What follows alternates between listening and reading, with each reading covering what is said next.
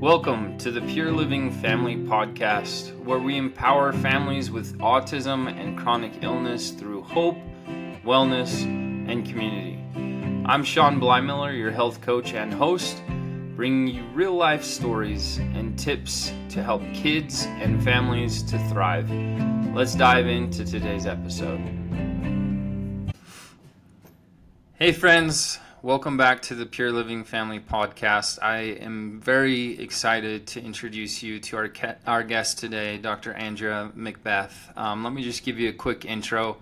Dr. McBeth is the co-founder and CEO of Thaena, a female-founded Pacific Northwest-based company focused on advancing gut health through innovative microbiome-based therapies.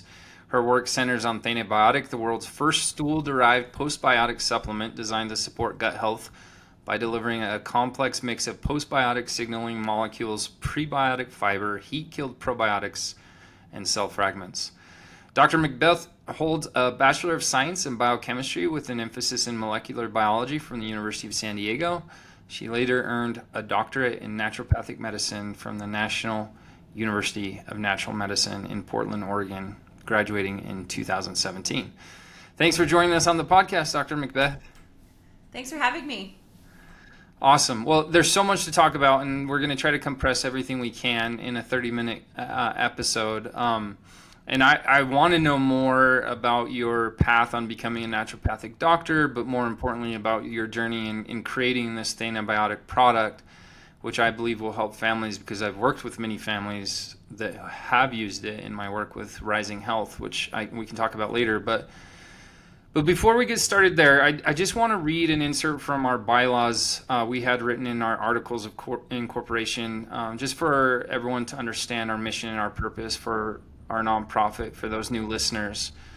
So real quickly, it states, families with special needs children have unique challenges. In addition to ensuring that a special needs child is loved, cared for, and provided with ample opportunities to grow and flourish, parents must also find balance in raising their other children while maintaining their own physical and emotional health.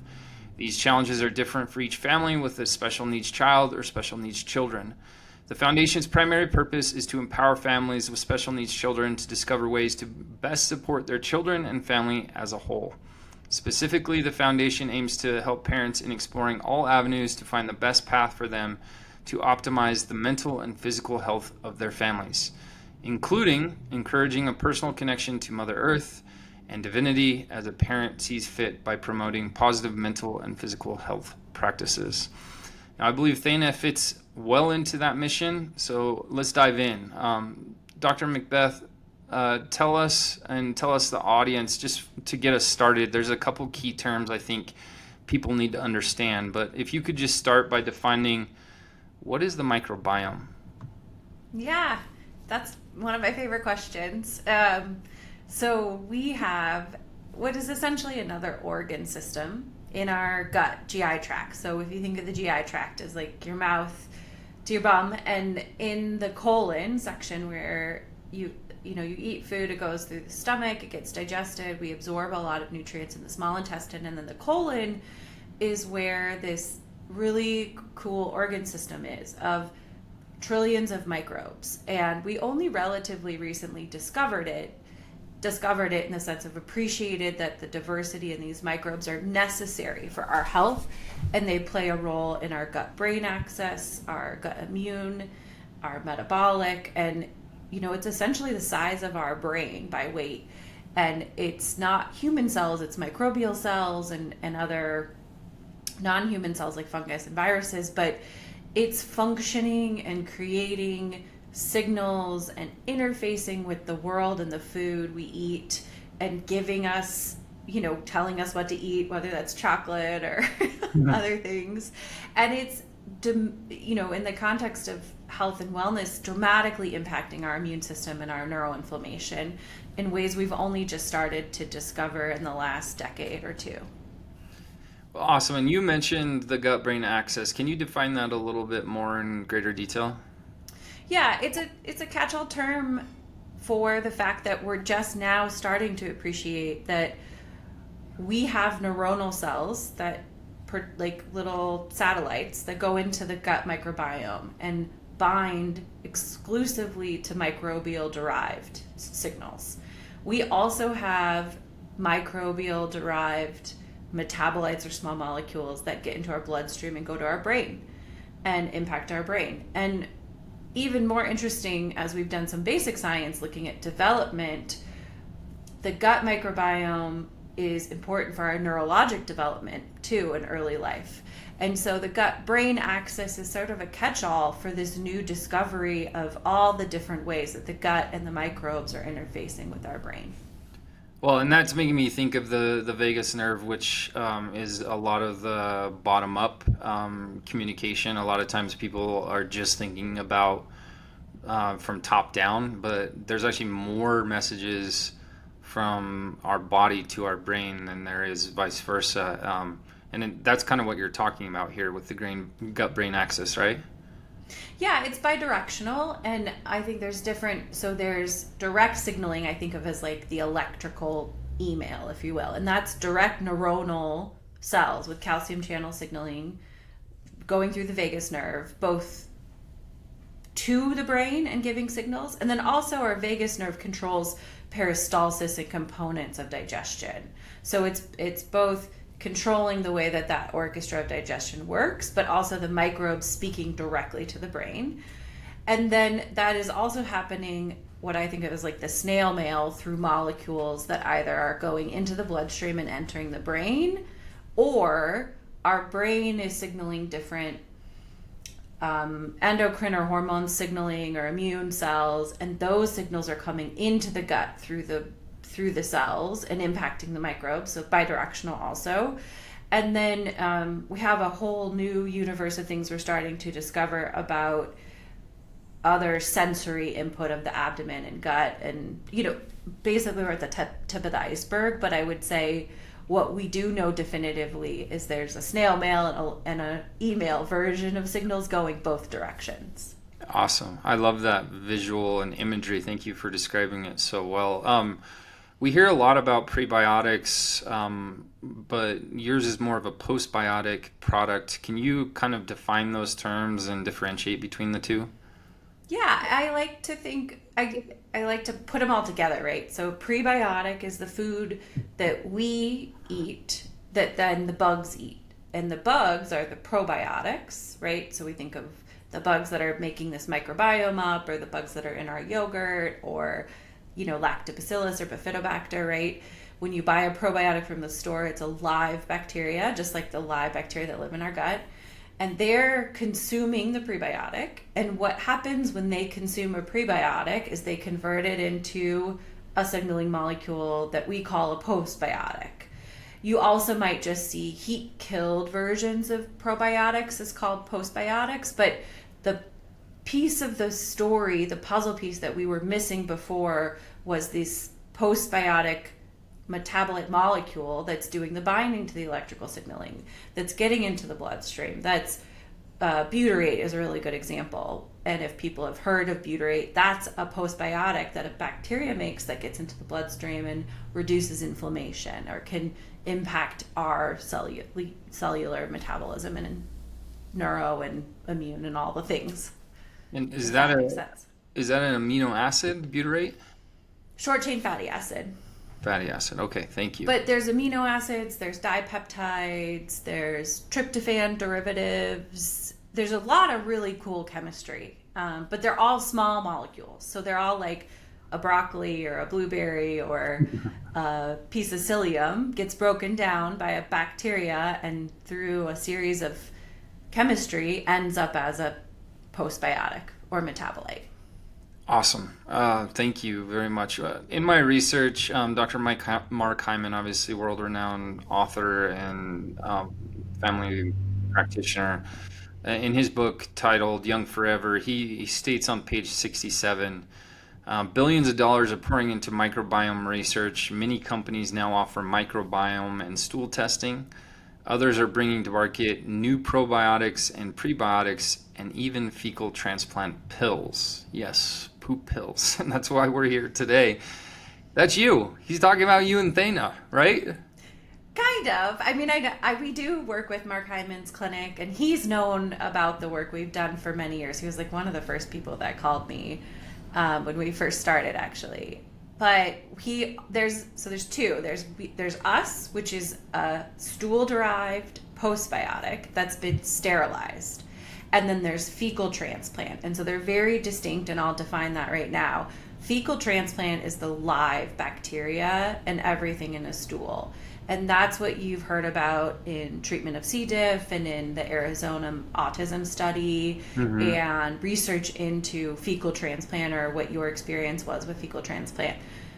There's that, which you can get commercially for C. diff as a drug in a pill. And then ours, which is poop that's been from healthy screen donors that's been sterilized. That's stool-derived postbiotic.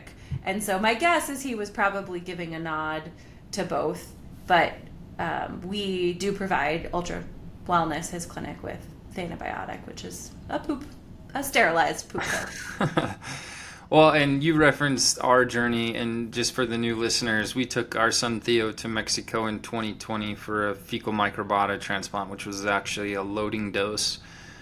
2 different nights just before bed, he had fecal matter injected into his rectum, and the idea was to keep it in his colon for at least 5 to 6 hours. And it was an immense and unbelievable treatment and life-changing for us. At the time, Theo was very, he had a lot of food aversions. He wouldn't even want food near him. Like, he couldn't look at it. It was really bizarre, but he lived off of blueberries, grapes, and like a protein shake and protein bar that was really highly processed. But after the fecal microbiota transplant, his palate expanded, and it taught me a huge lesson. I was reading a lot of books at the time about microbiome and microbiota and good gut bugs, but it taught me that our gut microbiome is really what drives our cravings and what drives us to crave specific foods. So you had mentioned that your Thaena was inspired by fecal microbiota transplants, but it's safer. You mentioned a little bit, it's no live bacteria. Can you talk a little bit more about that safety protocol and how it's different? Yeah, so I'll give you like a little bit. I was a researcher with oncology as an academic researcher doing a PhD, and I like to think I like fell out of academia down the hill to become a naturopath and like find my other path. But I was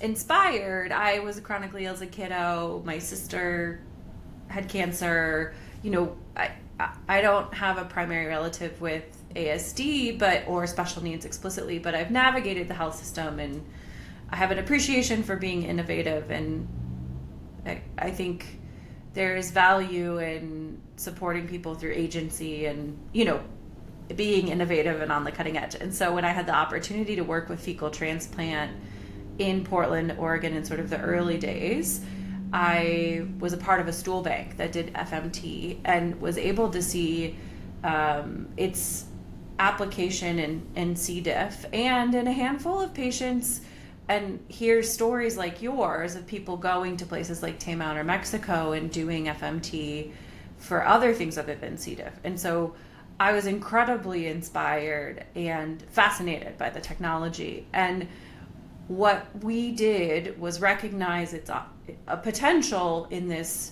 you know, complex thing we know very little about, right? We can't make synthetic blood. We've been trying forever, or medicine's been trying to make synthetic blood. The reason we can't make synthetic blood is because it's too complicated. We don't know. And I think the same thing's true for stool.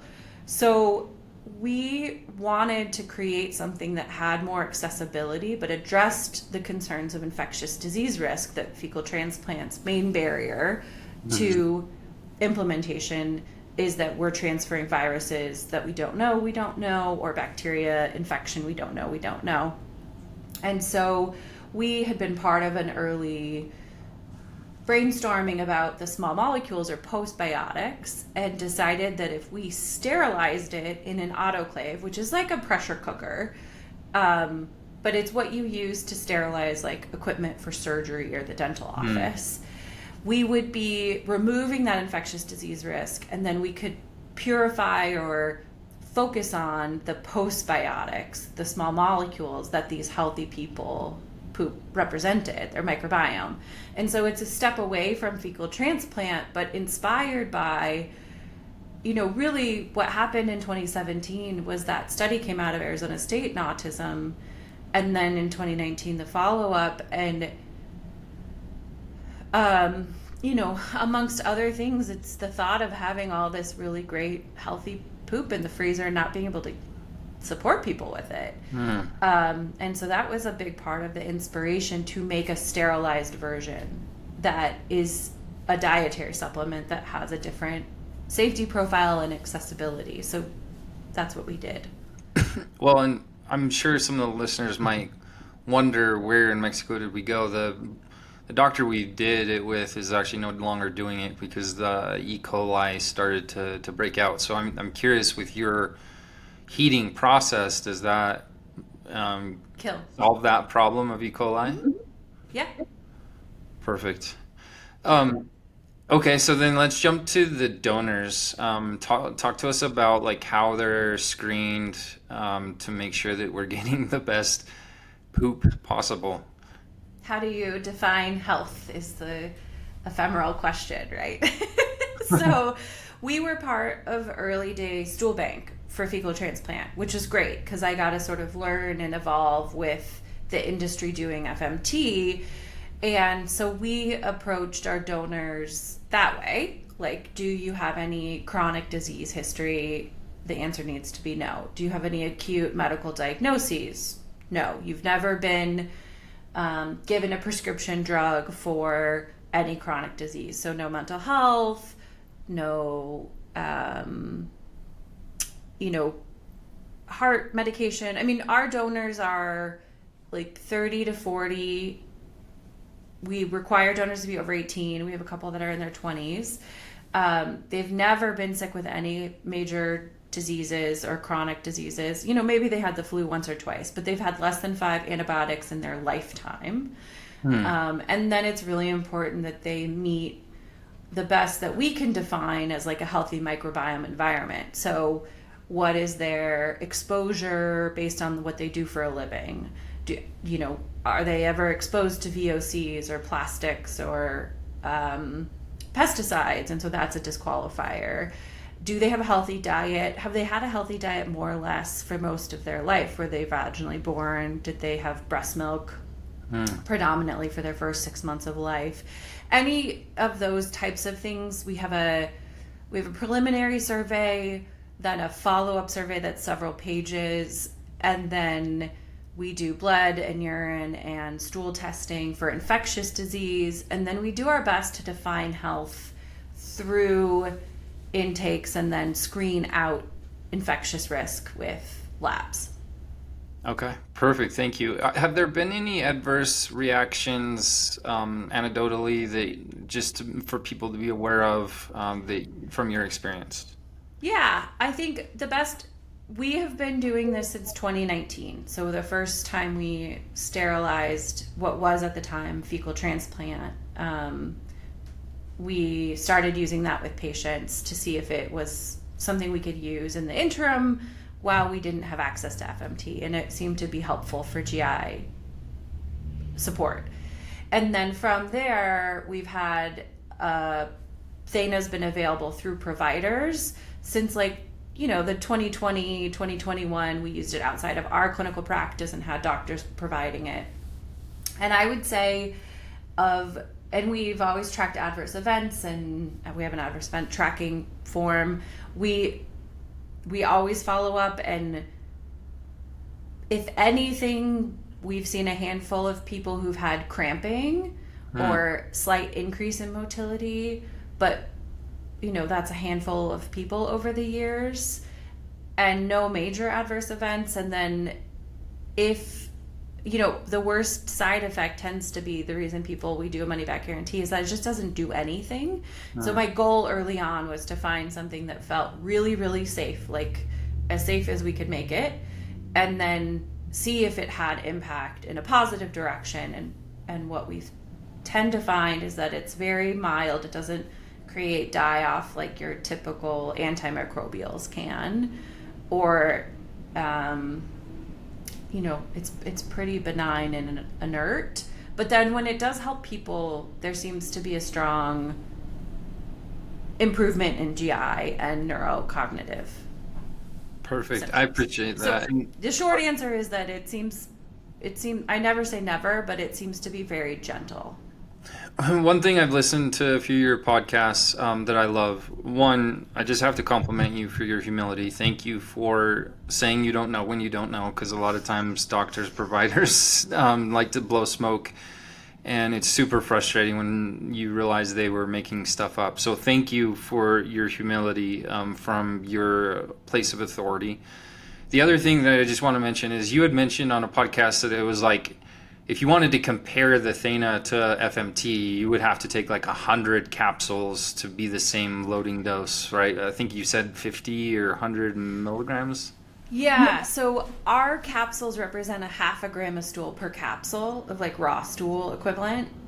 And so you figure the typical FMT is between 25 to 50 grams total.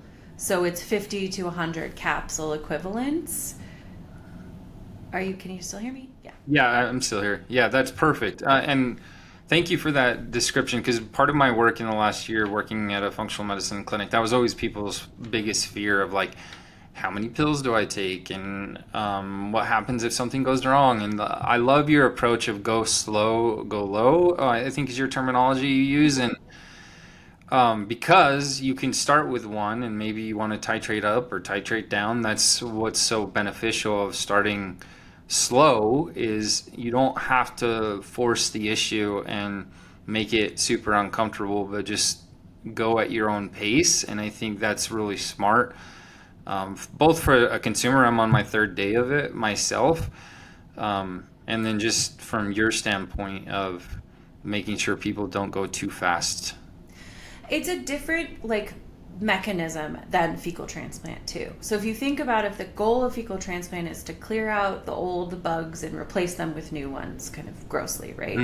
Like overly simplifying that. We are just like a nutrient from healthy stool that's going to nudge the native microbes, or it's like a multivitamin. And so it's totally fine to not have 50 grams all at once. In fact, that doesn't make any sense. You want just a little bit daily to change the baseline nutrient profile of your native microbiome to shift it in the right direction. And the main mechanistic research we've done is looking at oxidative stress levels and the metabolism of microbiomes. And we know there's lots of things that can make a microbiome be in a more oxidative stress environment. And this is probably just shifting that a little bit and providing some of those like calm down, immune mediating signals, as opposed to the goal of fecal transplant, which is like a loading dose and then a follow-up, which is replacing bugs. And we're not doing that because everything's dead. It's a nutrient that's like a soft, gentle nudge. And patients will use this 1 cap every 3rd day, or a 0.5 cap every other day, or 2 to 4 caps a day. And it's totally fine to dose it in a kind of customized to your own individual microbiome. I love that. My theory, because we have about 5 or so minutes left in the podcast, but I want to lay a hypothesis down, and you can challenge me and tell me that's BS if it is. But one thing that I've found on our journey, and it's kind of our theme, is we give you permission to take better care of yourself so you can take better care of the special souls that you care for. And my theory is, if parents' gut microbiome is a disaster and they're trying to correct or fix their kids, they're really fighting a losing battle, because I believe we're actually giving our microbiome to our kids in the foods we share, when we love and kiss on them, when we touch doorknobs and the fridge. Would you agree with that assertion? Is that accurate? I read that question in your pre-interview and I got excited, because I think yes and no, and I'll explain where I think you're yes and where I think it's no. What we know is that we have a cloud of microbes around us, and our microbiomes of the people we cohabitate with find an equilibrium. And there's really interesting work that's been done about siblings and parents and people living in a housing. And Jack Gilbert from UCSD has done some of the more interesting work. And you can look at his YouTube videos or lectures about microbes in like a house and a family unit. And so there's absolutely a component of that. And then I think the place where I would say there's a distinction is in our first 1,000 days of life. There is a set point. We all get a microbiome through how we're born, matrilineally through the vaginal canal, or from poop from mom that gets into the baby's mouth in a normal kind of traditional birthing evolutionary setting. And then breast milk has a huge impact on our early set point, and then the environment in early childhood. And then our immune system is toned to that fingerprint for the rest of our lives. And I think what we're continuing to learn in microbiome research is how much does that set point shift with environment as we age, and our diet and our cohabitation, and how much is it always going to kind of return to its set point. And I think that's where looking at nutrition and parents or people cohabitating has for sure an impact, but it isn't the end all be all. And there's a lot of nuance there. And I think it's really interesting to think about, well, you're here today. You can't undo what happened. Like I was a C-section baby and all those things, right? We just are surviving and doing the best we can. But what I can do today is impact the community around me. And even if it's not just the microbes, I really resonate with that idea that to be a caregiver, you have to care for yourself. And as somebody who took care of a family member with cancer for 2 years, I learned a lot in my early 20s that I don't think I would have learned otherwise about just how important that is. And this is a tool to build resilience, whether you're a caregiver or not. And so I like that a lot, the framing of it. But because I'm a scientist, my technical thing is to bring us back to like there's a set point by like the time we're 2 to 3, or they call it the first 1,000 days, and then there's huge variability that we can influence throughout the rest of our lives. And so there's like a nature nurture kind of nuance as we go. Yeah, environmental influence, epigenetics, there's a whole conversation there that is maybe a whole other episode, but I appreciate you challenging me. I'm learning, and part of my health and wellness coaching training is you are patient zero, and if you're not eating the dog food, as they say in sales, is if you're not eating the dog food you're selling, then it falls flat and people don't hear you. But I really appreciate you coming on the podcast to speak to our audience that we care so deeply about. Maybe one final thought you have for the parents out there, maybe a word of encouragement or anything that you can think of, maybe going back to that time that you were caring for someone with cancer. What sort of advice or encouragement would you maybe give to them? I had a really profound conversation early on with somebody who worked with an autism spectrum support group. And they said, the most dangerous drug is hope. And that was a really caught me in a way that I could understand because I worked in cancer. And at one point in time, my sister was told she had 2 weeks to live. And I happened to be in research and sort of didn't accept that. And, we did all kinds of stuff to navigate the system. She's alive. She's been in remission for 14 years. And I want to acknowledge that there's no magic bullet, right? And I think that there is so much out there we don't know and so much opportunity for hope if we can approach it from a perspective of everybody is going to be interfacing differently, and like, I just fundamentally believe that there is solutions out there that we are yet to discover. And so I want to be really conscientious about not selling hope that is blind, but with a sense of consent and understanding that there is no one size fits all, but there are tools, and we're continuing to learn about biology, and some hope is okay in certain circumstances. And it's all about having a toolbox that you can customize and learn on your own personal journey. I love that. I appreciate that very much because that is something that we hear frequently. I think J.B. Hanley says it well, is that parents get sold hope again and again on different products and different treatments. Like, this is going to make your kid speak. This is going to make your kid get potty trained. Like, I don't know how many times I've heard that, and parents become so frustrated and like tired of hearing that. We're not promising that this is going to do anything other than maybe it's worth experimenting with. I am personally experimenting with it for my own gut health to then hopefully assist my son Theo in his journey and his protocols. We do have an affiliate partnership with Thaena, which is I'm very excited about. So we do get a discount for our followers and for our community. So we'll list it in the show notes. But Dr. McBeth, thank you so much for your time, and thanks for joining us on this podcast. Thanks for having me and all the work you do. It's an honor to be a part. Thank you.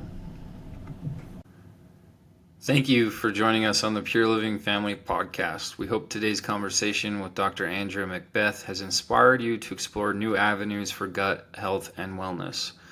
Remember, taking care of yourself is the first step in caring for those you love. If you found value in this episode, please share it with your community and consider leaving us a review. Stay connected with us for more insights and stories that empower families to thrive. Until next time, take care and keep nurturing your journey to health and happiness.